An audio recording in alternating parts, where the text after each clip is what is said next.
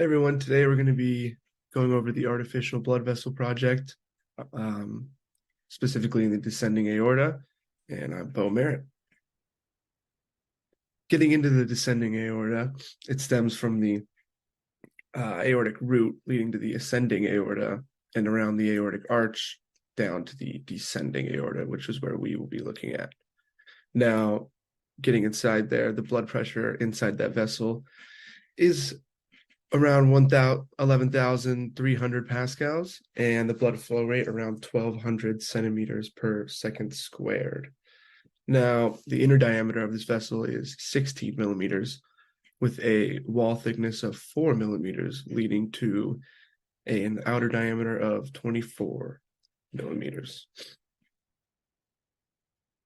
Now, getting into what was done on the project, first, 3 materials needed to be chosen for testing, and when making artificial blood vessels, it's important to look at the material properties and make sure biocompatibility is extremely high, as well as the elastic modulus and the strength of the material, as it's going to need to undergo high pressure loads.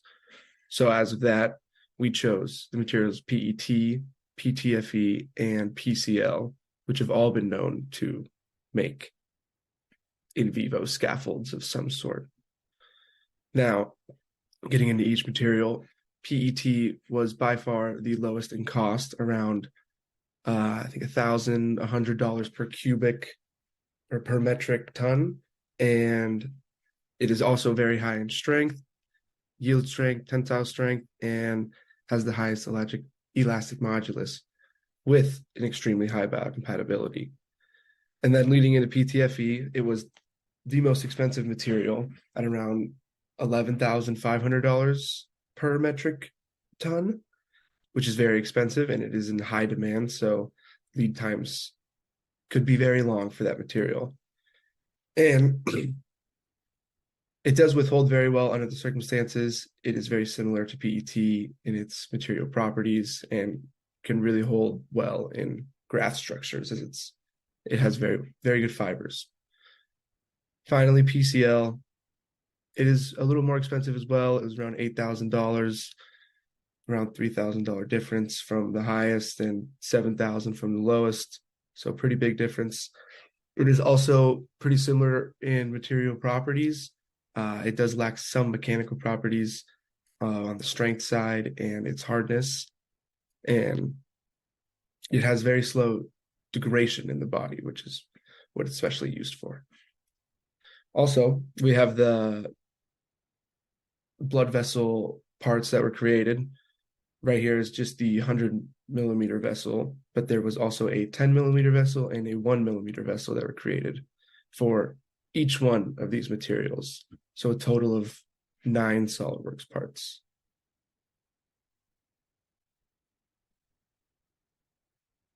Now, what was done, we did 6 flow simulations to start off. These were based on where the descending aorta is, so it doesn't have as many outside factors and outside pressure acting on it. So that was not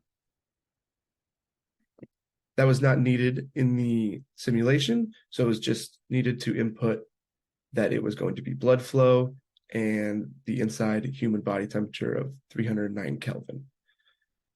Once these simulations were ran, they were ran for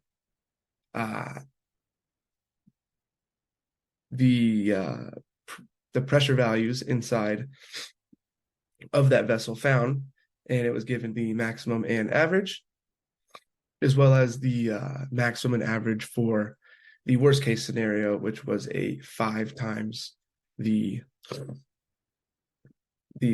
initial blood pressure coming in.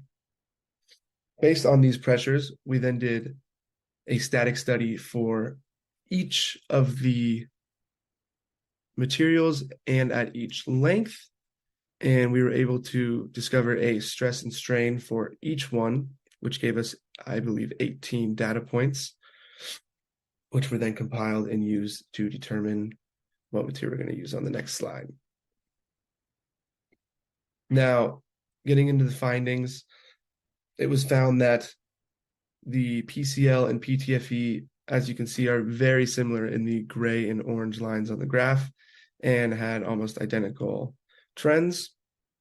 However, getting over to the worst case scenario on the right, 5 times pressure, you can see that the PTFE did handle a little bit better compared to the PCL based on the hardness of that material.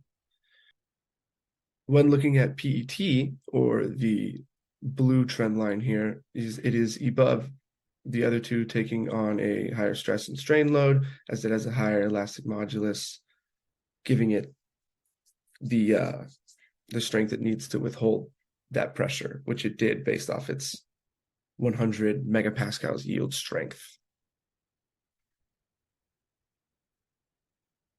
So the final material decision was PET. Not only was PET